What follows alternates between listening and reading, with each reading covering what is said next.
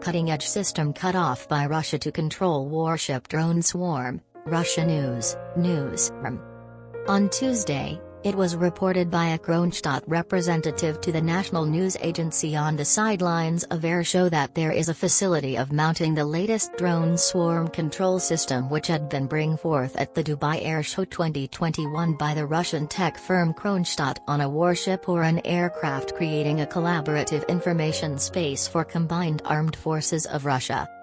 He stated that the mounting of the newly automated workstation of the operator presented at the Dubai Airshow of 2021 used to control a swarm of drones is possible on a warship or an aircraft.